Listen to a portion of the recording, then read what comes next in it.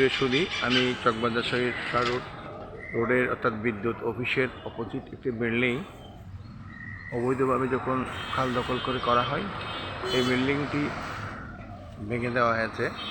আমরা দেখতে পাচ্ছি সম্ভবত সিরিয়াল এই ভাঙার